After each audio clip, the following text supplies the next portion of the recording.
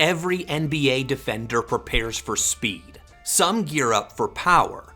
Others worry about length or explosiveness. But Jalen Brunson breaks every one of those checklists because none of them explain how he keeps scoring anyway. But he's so cold, bro. He cold. He tough. Hey, bro, he's so cold. Y'all can't with this dude, bro. Nobody can stop him. Got to tip your hat to Brunson for creating the space, finding his shot there at the end. But he's hard to guard. He is not the fastest guard in the league. He is not the biggest. He does not rise over defenders or overwhelm them physically. And yet, night after night, it's so hard to guard him, not to mention that he's doing it in the hardest place. So, why don't we leave it to the players in the NBA to explain why it's so hard to guard Jalen Brunson? To understand why defenders struggle so much with him, you have to start with the one thing Brunson understands better than almost anyone else on the floor. When players explain why Jalen Brunson is so difficult to guard, they rarely talk about athleticism. They talk about leverage, balance, and timing. Cam Johnson put it plainly after spending real minutes trying to stay in front of him. JB's put a lot of time and work into understanding how to play with leverage, understanding how to get defenders, off balance, and take advantage of those types of movements. That is the foundation of Brunson's game. He does not rush defenders. He waits for them to lean. He lets them shift their weight, and once they do, the possession is already over. What makes it worse is that none of this comes from obvious physical advantages. He's one of the best. He's a small guard. He's not tall at all. It's not even like he's the quickest guy either.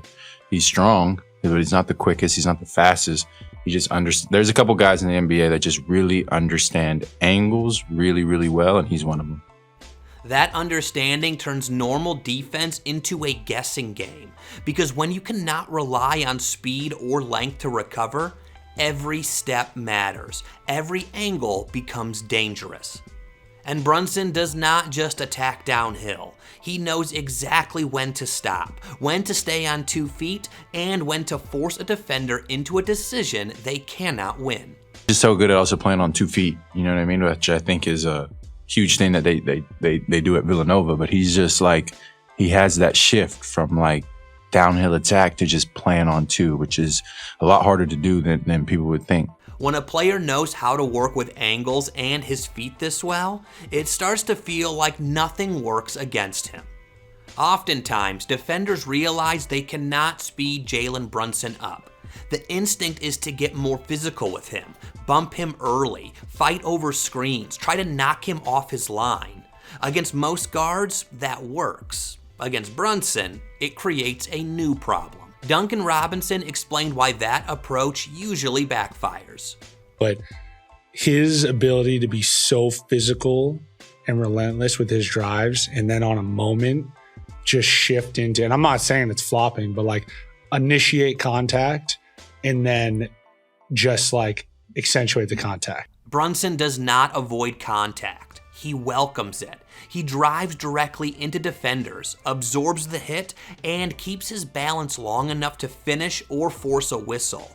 That constant pressure wears defenders down because they never know which version is coming. And the moment a defender tries to match that physicality too aggressively, Brunson punishes it immediately. But his ability to shift from being so physical on his drives to then, as a defender, it's I don't really know how you have to lose battles. You can't try to win every battle at the point of a screen or on a drive, because if you try to get physical in a moment, he's making sure that you're paying for it right away. That is the trap. If you play him soft, he walks into his spots. If you play him tight, he uses your momentum against you. Over the course of a game, that decision-making fatigue builds up. Possession by possession, defenders start hesitating, and hesitation is exactly what Brunson needs. By the fourth quarter, it stops being about stopping him altogether and turns into surviving each possession without giving something up. And that is when coaches start describing Jalen Brunson in surprising terms. I mean, he's a walking basket. You know, he's just hard to guard. We're trying to make it hard on him. I don't know the entire sequence of everything down the stretch. He made one tough runner. You know, that's a wrong-footed contested two. I mean, it's a shot he makes. Those are qualities that not only make Jalen Brunson so hard to guard, but also make him unique in the NBA. He does not need advantages to create offense. He manufactures them through skill, balance, and patience, which explains why when the pressure rises, Brunson does not fade. He takes over. And that leads directly to the bigger picture of what he has become in New York, and why this version of the Knicks looks different than anything they've had in decades. Doing this anywhere in the NBA is difficult. Doing it in New York is something else entirely. The pressure, the expectations, and the scrutiny have broken far more talented players than Jalen Brunson. Paul George made that part clear when talking about what Brunson has delivered since arriving in Madison Square Garden. Like what he's doing in probably the biggest market that you could do it in, the toughest probably franchise that you could play for, with the expectations, the pressure in New York, he's delivering. Like he's been tough. He's been extremely tough. That toughness shows up in moments that do not always make highlights. Brunson takes the ball when defenses load up. He stays calm when possessions fall apart. Brian Windhorst pointed out how this reflects in the entire team through him. The Knicks as a unit are not an elite team, but they are so mentally tough. And they're so mentally tough because of Brunson. That mentality is contagious.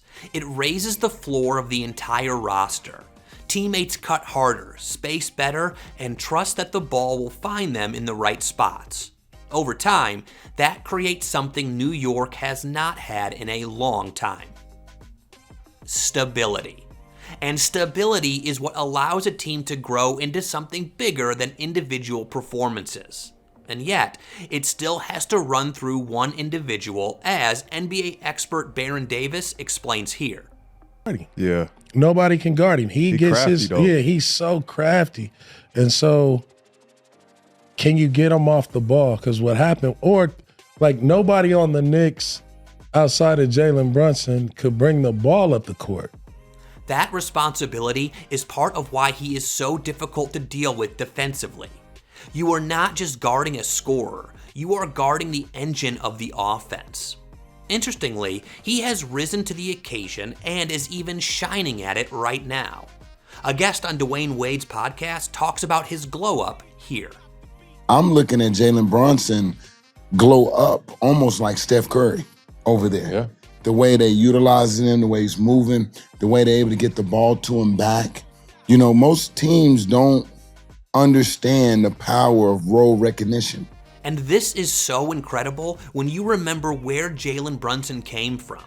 Since moving from Dallas, where he was under Luka Doncic's shadow, Brunson has not just increased his usage, he has increased his responsibility. He is creating more offense, taking tougher shots, and still converting at a rate that forces defenses to change coverage. Nearly 30 points a night, over 7 assists, one of the highest scoring playoff averages in the league during his Knicks run. Those are not empty numbers. They are the result of a player who knows exactly where his advantages are and never abandons them. Also, his presence has changed how the Knicks operate late in games. There is no panic. There is no rushing.